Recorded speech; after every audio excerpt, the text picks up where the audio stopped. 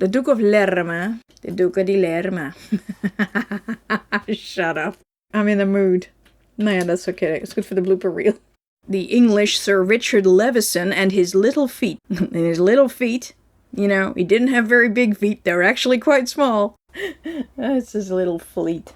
Oldenbarneveld felt.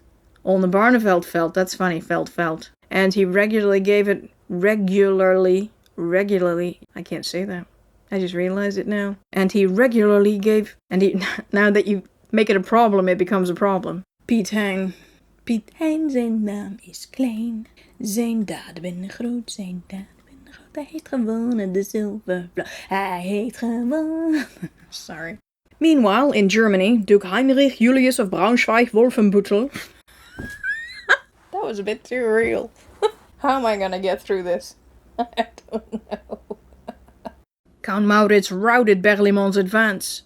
Count Berlaymont advance is Stamperzoek. He sent his cousin Count Ernst Casimir ahead.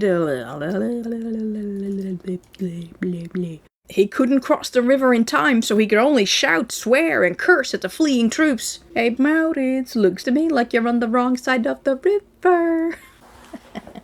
If you know where that's from. Hats off to you, man. Brendan Fraser for the win. The Spanish sent pies. They sent pies over. You know, those famous Spanish pies that Parma saw floating in the river? He also claimed that Spain was sending enough supplies to continue the wars for many days. Many years, sorry. Many more days. Like at least 3, 4, maybe. Oh, we could stretch it to 5. But then it should be done. Come on. What kind of general are you that you can't even finish a war in 5 days? Come on. Was the olifantstromp of Captain Maarten oh, fuck, no. Maarten Harpenson. No, this is his dad. Harpert Maartenson. It's the other way around. It's confusing. Was the olifantstromp of Captain Harpert Maartenson Tromp. It's actually not an easy name to say. Captain Harpert Maartenson Tromp. Even if you should choose to call yourself a kingdom. Whatever bullshit name you want to give yourself, go ahead. Creepy stalker dude King Henri vowed to intercept them if they fled by land and asked the states to send 2 warships to catch them if they attempted an escape by sea. He must have been really in love and a very lonely person. I mean, if this is what you're doing, telling another country to send warships to have to catch people. Oh my gosh. Boy, it's the same with Maurits. I don't want to know about his sex life, but here we are. But Oldenbarneveld refused to surrender state rights and seemed determined to bring that ungrateful Nassau kid down a peg or 2. Meanwhile, in the Habsburg Empire, because we haven't been there in a while, kids, we're back. Yeah, we're ramping up to something over here, girlfriend. However, Count Jaroslav Borita of Martinice and Count Willem Slavata of Chlum. Yeah, we're gonna have to check that. What is this? This is Bohemia, so that would be Czech. Czech. Okay, anybody from the Czech Republic? I'm sorry. Okay, I apologize. I'm trying to make it sound natural. That's the bigger problem here. To make it sound like it just rolls off the tongue. It does not. Anyone who thinks it does, no. But my Dutch is pretty good, huh? That's, yeah. Because I'm awesome. I'm just Dutch. Okay, this is the pickup for 12. It's not a pickup, it's the whole thing, because my voice was way too dark in the morning. I have to re-record it. I was like, well, that was a morning voice. It was the first thing I recorded in the morning, and my voice is like really like this. Like really low, and it's way too sexy. We can't have that. Just too distracting for everybody. Apparently people fall asleep to the sound of my voice, which doesn't sound good to me. Why? I don't think generally my voice is all that soothing. I'm sorry, it really isn't, but yeah. Chapter 4, this land ain't big enough for both of us. But now, the ambitious Gaspar... Here we go again. The next one. You finally got the Francisco Gomez Sano Rojas down. Next guy. But now, the ambitious Gaspar de Guzman y Pimentel... Oh, you don't want to know what that is in Dutch. The Groot ordered Sir John Ogle, commander of the forces paid for by Holland, to double the guard at the Weertgate. Weertgate. Oh, jeez. Weertgate. He captured Schlossreit. Schlossreit. Sluwe zaken, sleutel, sloom en slagen. Red Rod was like, friend! Buddy! Maximilian siege. Maximilian? Too many languages, kids. Maximilian. Whenever a Dutch fleet was ready to leave for the Indies, Carleton makes sure that Koen wasn't on board. Is he on board? No. Are you sure? Yeah. Are you really sure? Mm-hmm. It's just a Guy Harmonson. I don't know who he is, and he looks pretty fancy, but... Search the ships! Are you Koen? No. This reminds me of somebody in a... I think it was the Batavia video, someone commented that it's Koen, not Koen. So I'm like, what, are you gonna try to correct the Dutch pronunciation of a Dutch name? At his bedside, he found the king's favorite, George Villiers, the Duck of Buckingham.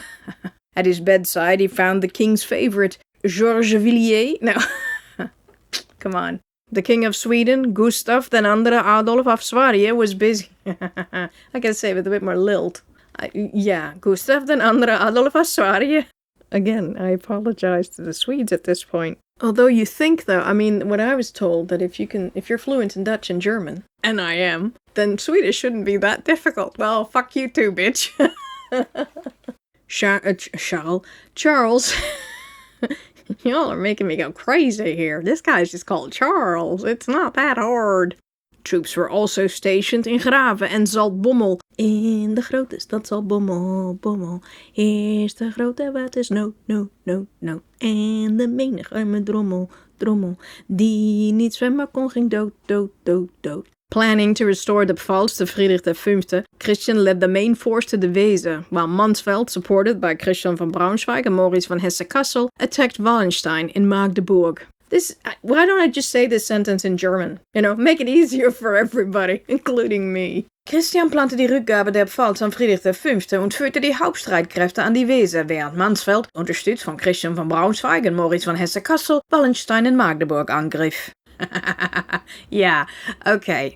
It wasn't enough to defend all the city defensive walls, most of which were old, sagging, and crooked medieval mood.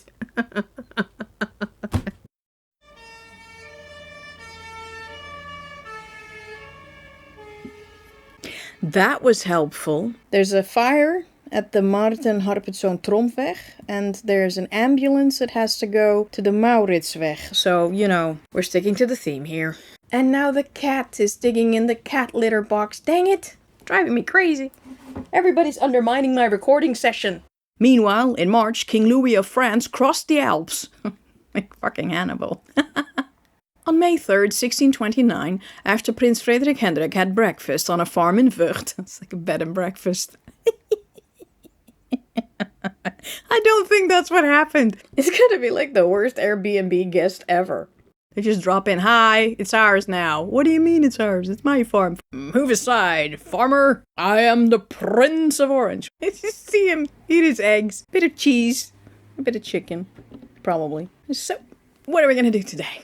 Oh yeah, we're gonna besiege a town. Let's go. Wonder if he cleaned up after himself. Emperor Ferdinand sent the captain of his guard, Count Ernesto Montecuccoli. I kept making the joke that it sounds like he's cuckoo. That's exactly what people in the Netherlands called him. Captain Cuckoo. Cuckook.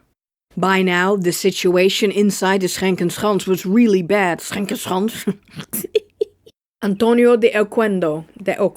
You gotta say it like a Spanish person. I'm saying it like an Italian. Antonio de Oquendo. Tromp. And kept Amalia up to date on military news and her husband's health. He's got this much money, girlfriend. Great, then I want a new dress. Well, let me check if he signs off on that. Unleash the cannons! Sir, your wife wants a new dress. Sure, whatever makes her happy. The next day, Marina Solare. He's not Spanish. And with the Polish, Swedish wars over, in May 1643, they picked a fight over the Öresund trolls. Trolls. That on top of that, there were trolls as well. Louis XIV, the future scourge of the Netherlands, and all of Europe, I think. She also brought 11-year-old Princess Henrietta Henrietta. In the end, the Spanish accepted Tromp's offer, who also sent over men to install the masts. Jan, je moet even daar naartoe gaan en even een mast neerzetten. Wat? Dat zijn Spaanse schepen. Ah, nou, dan ga je gewoon een mast in doen. Is niet zo moeilijk. If I were to put that in the blooper reel, I'd go like, what are you just saying, woman? I'll put a translation up. That is funny. Yeah, it's hilarious. Just cracking up over here all the time.